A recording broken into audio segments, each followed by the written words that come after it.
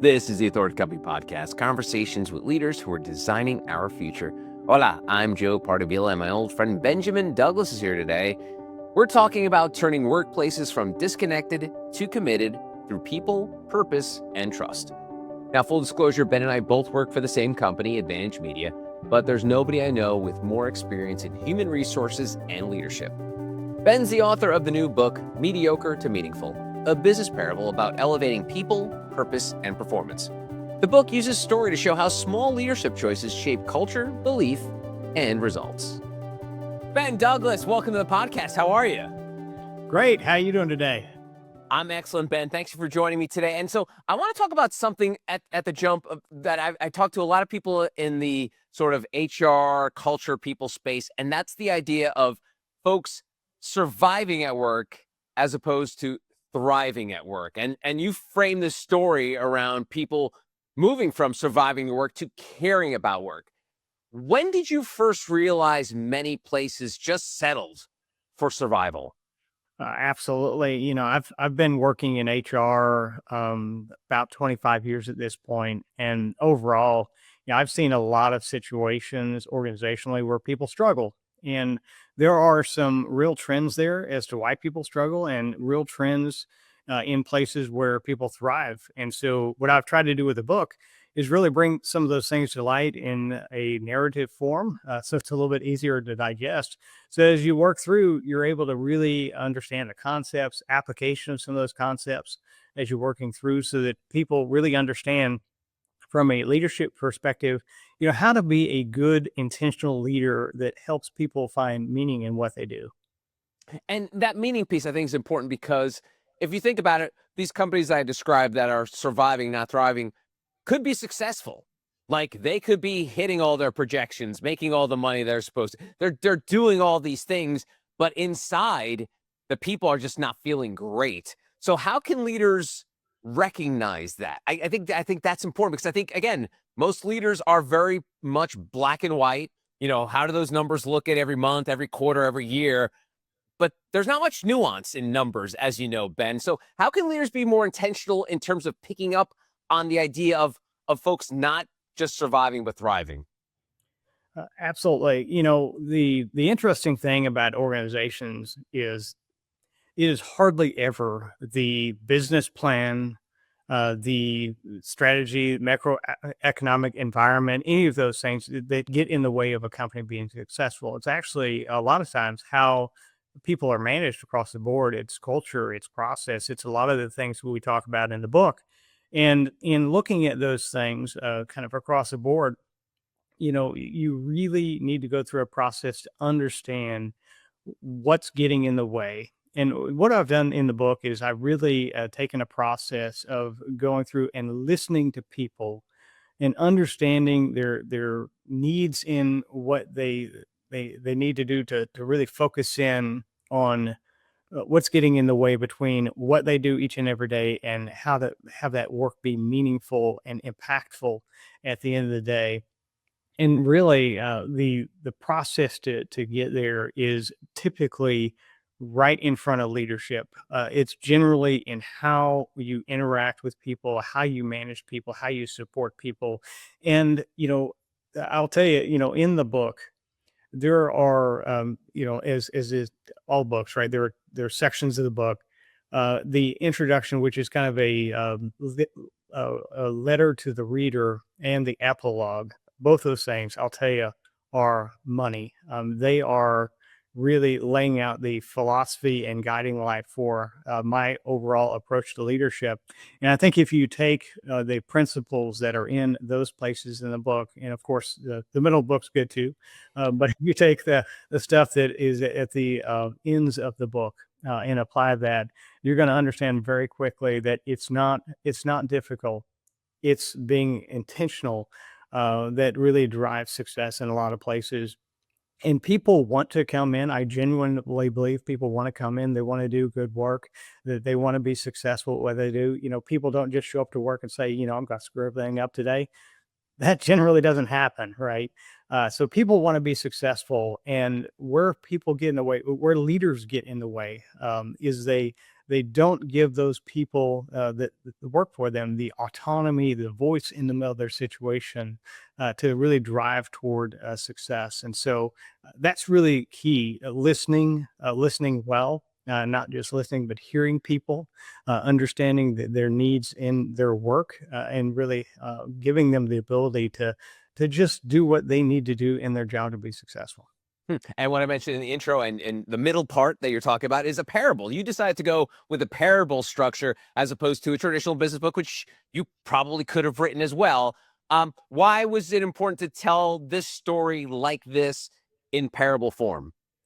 Well, one, I love business parables. It's my favorite type of business book. So when I was thinking about how I wanted to put the book together, just naturally went there. And so really love stories, really love watching characters come to life in the middle of that. And so how do you take, 25 years worth of experience and cram it all into one story? Of course, that's what we attempted to do in the book, but really, having the story come to life and show you the principles in action, I think is pretty powerful. So that you're not, as a leader, as a manager, you're not wondering how that could actually work. You read a lot of business books, and inside those business books, a lot of wisdom, but a lot of times you have to take those principles, concepts, and think through, okay, how do I take what I'm learning, reading, and apply it to what we do each and every day? And I've tried to kind of fill in the gaps there for a little bit for people as we work through. And the main character is Peter, right? And he listens before changing anything. And you talk about the listening piece that you were going into a little bit. But I'm curious, why does listening feel threatening to many leaders? And the reason I bring this up is because I wonder, do leaders have a listening scorecard where they're like, if I listen too much, I'm a pushover. If I don't listen at all, I'm a tyrant. That sort of the in between the two of those seems like it could be very difficult because of the nuance involved.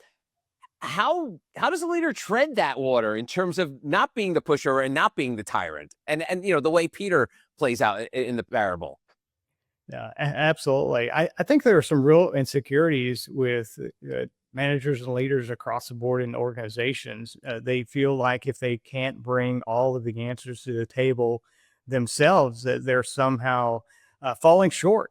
They're not smart enough to be in their role. And when you look at and experience real authentic leadership in some places, which I know we both have throughout our lives, what you see is you see people that listen well, and they take the opportunities they have in front of them. They surround themselves with great people, and really take the collective wisdom of the organization, really leverage that for the good of everyone. And that's what Peter does inside the book. He listens first, and that's a principle that I learned very early on in my career in HR.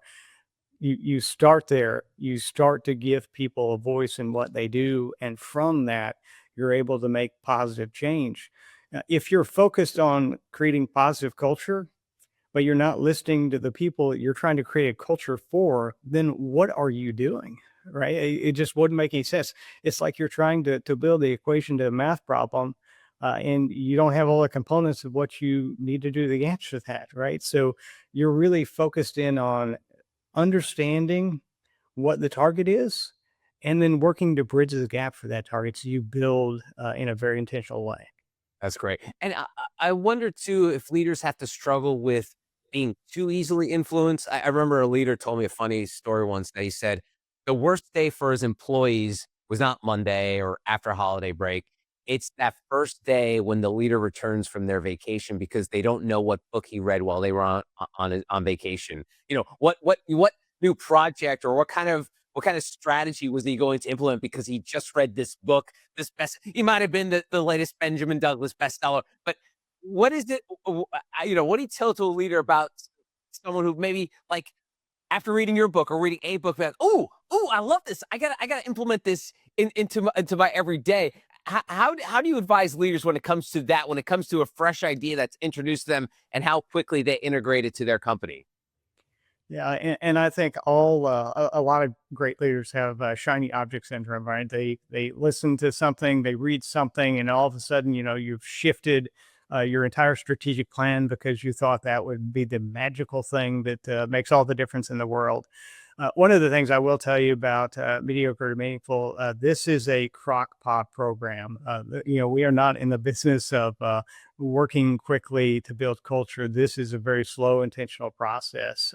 And as you look at what Peter does in the book, he listens to everyone across the board, multiple shifts, in order to get collective wisdom and perspective from the entire whole of the organization. Because what's good for one person isn't necessarily good for the rest of the team. And so you absolutely have to have the wisdom and discernment to create a balanced perspective as you're looking at culture to make sure that you're delivering something that's good for the greater good of the entire team that you're working with. Nice, nice. Yeah, we've all known those leaders with the who like the shiny things. But you mentioned earlier about managers, and it's kind of weird because over the last couple years, there's almost become a negative connotation to the word manager. Like you're seeing all these books and think pieces. Don't be a manager, be a leader. But you write about in the book about managing from the middle. What pressure do middle leaders face that executives often miss? Because sort of like they're not like the generals. They're like the sergeant and the captains, in the battle zone. They're not, they're seeing everything that the people in the C-suite or the generals or commanders and chiefs don't see. Tell me about that part of it. Absolutely. People in the middle of the organization are actually my favorite leaders, people that are both managing, people that are doing the work, having the most impact, having interactions with clients, customers, all of those kinds of things. But they also face some unique challenges in that they are trying to manage up as best they can and trying to be diplomatic, trying to deliver things that may or may not be possible in some really challenging situations. And you have to really balance all of those things. But I can tell you that really having middle leaders have a good, strong vision around what the organization is trying to do and how they can pull everyone into that vision and deliver for the team at large is really key. It's all about purpose for the work that you're doing, all about alignment, and all about making sure that all of those things really have integrity from the bottom of the organization all the way to the top. And you, as a middle manager, you may not do things in the way that a senior leader would, but to deliver the results that they're looking for, which are always focused in on just the organizational metrics, as well as the things that you would look for at the end of the day with revenue, profit, and all of those things, is really key and ideal. But in the middle of that, if you give those middle leaders autonomy in their role, empower them to make good decisions for the people in the organization, it may not be done exactly how you would want it to be done as a senior leader, but they're going to get there. They're going to deliver the results you're looking for at the end of the day, which I think is what everyone's after. Well, Ben, you know that I am not a big fan of the check the box culture because to me, I was like, there's more than just the check. There's, was that check done well and all the stuff that goes in. But managers kind of have to live by that first, right? Like their role is to make sure those boxes are checked. How do they carry that on, but create a culture that also makes it more than just the box? Like almost in a way, it's almost like a sleight of hand. Like, how do you have this role of being the check boxer chief, but also being a leader? Yeah. Yeah, absolutely. One of the things I've learned throughout my career is a lot of times the hard part that middle management has is you're sitting there trying to check all the boxes and, it's always an endless list of all the things you have to do. But where middle management falls short in a lot of cases is they don't take time to explain and help others understand why the boxes are important in the first place. And so once you get some alignment around why those things are important and what we get for the organization, for the team, whatever, when those boxes are checked, when you have alignment, you have really good understanding of how that is done. And also you give people the, again, autonomy, the voice in the middle of this situation so they understand not only what's important, but get to buy in to the how and the why of how something plays out, that becomes really important. And most of the time, the work itself isn't as important as how the work is done and that people had a say in how it's done. And that's a really critical differentiation because giving people the ability to weigh in to their destiny, kind of how all those things are done at a company matters a great deal, no matter what job people are doing. And a lot of times that can make all the difference in the world. Awesome. Now, we talked about listening earlier, but the story that highlights the importance of honest feedback as care. And I'm sure we've all read or seen the books about radical candor. Netflix is famously known for that. But tell me about that kindness piece when it comes to feedback, because I think for many leaders that's hard because again, it's probably a trained skill set, or maybe it's maybe nature versus nurture. Maybe they're just kind in general, but they have to learn it. So tell me about how you could be kind when it comes to giving feedback without taking the teeth out of it. Because at the end of the day, you want people to take away from the feedback, but don't soften it so much that once it's done, the person's like, I guess I'm all right. Right. Absolutely. I always say that you need to be candid with people because being candid is a kindness on its own, but you need to be candid with compassion. So as you're working with people, as you're delivering a message that it may be a little bit tougher, uh, not sharing truth with people is wrong. You absolutely have to tell people the truth. You absolutely need to tell people the truth about their performance so that they understand where they're at, they understand where they need to go, and leaders need to help people bridge the gap between the two. I'll tell you, in my life in HR, I would say 90% of all situations that I have experienced and seen and witnessed throughout my life, they are because there is a disconnect in communication and how people are talking about the performance of the team, both individually and as a whole. When you tell people the truth about performance and you tell them how they can improve and you are clear about what you're looking for, people will naturally try to gravitate to hitting the targets that you lay out for them. But it's when you're not clear, it's when you don't tell them the truth, when you're not compassionate in that way, the people don't have the tools to be successful. And so, what do leaders expect in that situation? Do they really think people are just going to haphazardly find their way to the right solution? Maybe, sometimes that happens. And, thankful because, corporate America would not be near as successful if we didn't have some of that. But overall, there is a better way, and having clear communication, clear standards, and direction for performance with an individual and with groups of people, that is really important to make sure that things move in the right direction. One of the things you see with leaders, they'll take on the persona of the cheerleader, and I think like any cheerleader, there's only so much of it you can take. Like if you if you were to go watch a cheerleader perform for like 20 minutes, after about 10, you're like, whew, that's enough. And I think the same goes for business, because if a leader is too much of a cheerleader, and then like they're saying, hey, this group's doing great, and then people around like, they're not doing that great. Why are they saying that?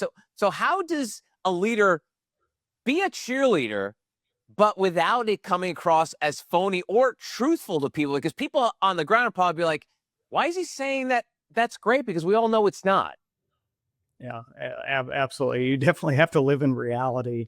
And I think part of being an authentic leader is somebody that has a balanced approach to leadership. There will be going to be times where the team does a fantastic job and people and teams need to be rewarded for that. And there are times where, you're going to set aggressive goals and teams are going to fall short. And I think it's okay to call that out and tell people like, we fell short, and here's what happened. And what do we learn from this? I think that's really important. What did we learn? What would we have done differently? how is that really going to define what we do in the future? And so to have those conversations is definitely ideal. But the thing I will tell you, not everything you're going to do in life is going to be easy. I would even say that some of the most meaningful things you're going to do are going to be pretty difficult. Business is not easy. Life is not easy. Relationships are not easy. There's a lot of just natural challenges in the middle of that. But what I'm trying to ask people and compel people toward in the book is it is worth making hard decisions for the right things. It is worth giving people an opportunity to find purpose in their work, to work in a great culture, and to find meaning.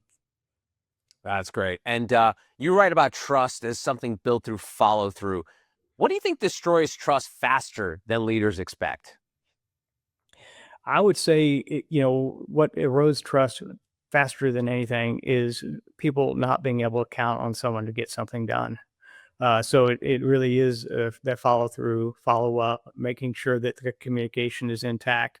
Because if people can't count on me to get my work done or to support them in the way that they would expect, then what use do they have for me as a leader, as a coach, as a mentor? It really starts to crumble and fall short. So giving people just the fundamental, like you can count on me perspective helps to really bridge many gaps, and it also helps to really insulate those situations that may not be as ideal. So if you have situations where you've got a lot of challenges in business. So if you've got situations that may not work out the way that you assume that they would, you give people a little bit of latitude because they trust you and they know that the intent that you had in the middle of whatever the situation is positive.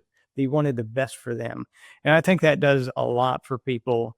And it's really all part of that just building process in relationships inside of a business. No, that's great. And it's funny. One of the phrases that make me cringe when people say it is they'll say our team is small but mighty, and it's very cringy because it's like, first of all, no one ever talks like that. But secondly, this idea of like doing more with less, which your book challenges. Why does that phrase damage culture so quickly? This idea of do more with less. Yeah, I think small but mighty is it's talking about being understaffed. It's Right. pretty much what that's all about. But I think that in order to give people time and space to do good work, you have to have balance in what they do. You have to have the right amount of people for the work that's at hand. And when you don't, there are a lot of challenges. And you do start to have culture erode in some places because people aren't able to do the things that they would need to do. I think people need time to think. I think people need a time to process things, to think of better solutions. My book takes place in a manufacturing plant in the rural Midwest because that's where I'm from, and I'm pretty familiar with that environment. And so overall, when you're looking at a manufacturing plant, when you don't have time to think through processes, add in improvements, and do all the things that really lead to better outcomes and more efficiencies, then you really have people just going through the motions every day. And you see that in lots of places, especially in a manufacturing environment, because people will just come in every day, they clock in for 8 hours, 10 hours, they do the work that you have charged them to do, and then they go clock out. The worst thing you could have in that situation is somebody that is a unthinking worker that is in the middle of that situation because you haven't invited them to think about what they do and their process and how that might be different. And asking those questions of that individual, giving that person an identity in the middle of your business, that could mean everything to them. And so giving them the ability to really contribute on that level, it really changes the nature of the work that they do. Hmm.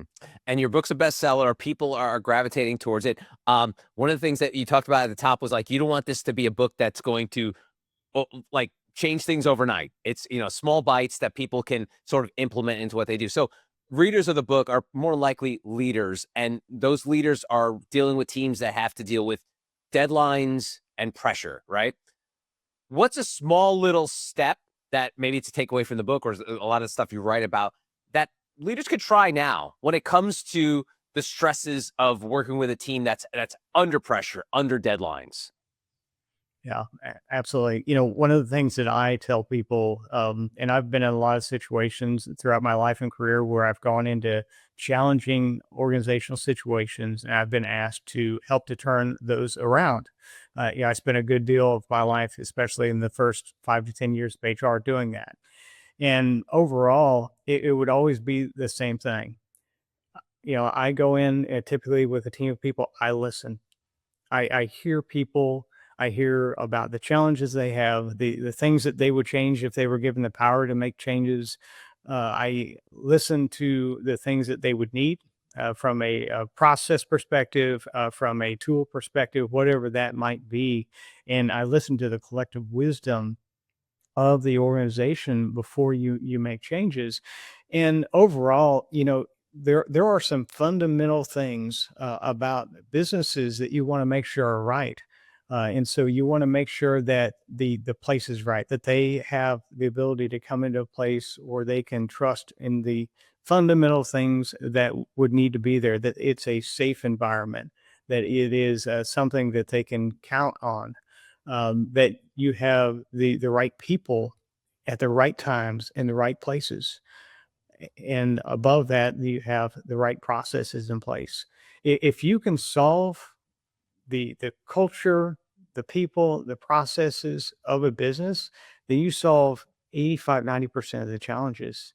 We can talk about business plans, we can talk about strategy all day long, and there are people a lot smarter than I that you could go ask those questions. But I'm telling you right now, from my perspective, culture wins every day. And if you can have culture and have people interact with the right culture in the right way, it's pretty powerful, and it can take you through a lot of challenges in the business, because what you essentially do, it's almost a law of numbers. Going into an organization, if I'm trying to turn it around, I'm one person and I might be working with 100 other people. If I can get those other 100 people working in the same direction that I'm trying to work, how much more powerful is that? How much more powerful is it that I can have 100 people doing the things that I would want to have them do when I'm not even there? And you have all of that momentum if you can get people going in the right direction, that will carry you through and will provide the organization and the leadership in it, including all those at the top, at the senior leadership level. It would be providing the results that they're looking for.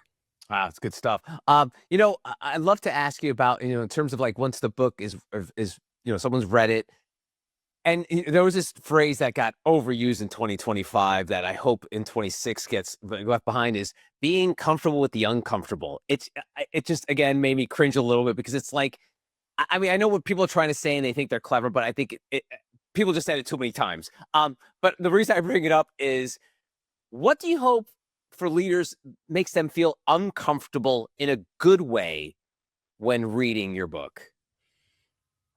Yeah, I think everyone is looking for a magic wand that they can wave, a book that they can read, something that they can do, and listen to, that will like revolutionize their business and will cause everyone inside whatever the organization is to be super wealthy or whatever. There's always a want in situations to have people have just quick wins. And some of those things that I see and hear and watch people try to do just aren't realistic. I think the thing that I would have people understand is that, true, authentic leadership is about doing all of the small things well that add up to, big impact at the end of the day. It is not rocket science. A lot of this stuff, I would say, even in the book, is what I would consider to be common sense, and I'm perfectly okay with that. And as they say, common sense isn't quite so common anymore. But overall, good leaders showing up to work every day and leading well and doing right by their people, makes all the difference in the world. And we need more of that in this world. And so if I could encourage leaders in any way, it would be, show up, do the right thing, take care of your people, and your people will take care of you. I know we've all heard that, but that is absolutely true. That's great. Ben, I always wrap up these conversations taking folks behind the dedication of the book. And if anyone knows Benjamin Douglas, knows they know you're this HR guru, you know how to handle teams. But the one thing, first and foremost, is you're a family man. And you've dedicated the book to your beloved Amber, whose humor brightens my day, whose mind inspires me, whose kindness warms my soul, and whose spirit sets me free. Tell me why it was so important. And again, people know, family's number one for Ben Douglas, but why was it important for you to dedicate the book to Amber? Yeah, absolutely. I appreciate you asking about that. There's certain relationships in life that define you as a human, and Amber and I, that relationship is absolutely one of those. She has changed who I am, and I'm forever grateful for that. And so, love her dearly. So grateful for everything that we have, relationally and otherwise, and really love that I was able to dedicate the book. Awesome. His name is Benjamin Douglas. The book, Mediocre to Meaningful, a business parable about elevating people, purpose, and performance. Ben, thanks so much for the time. I really appreciate it. Thanks. And that's going to do it for this episode. If you want to find out more information about Ben and our other amazing authors, go to theauthoritycompany.com.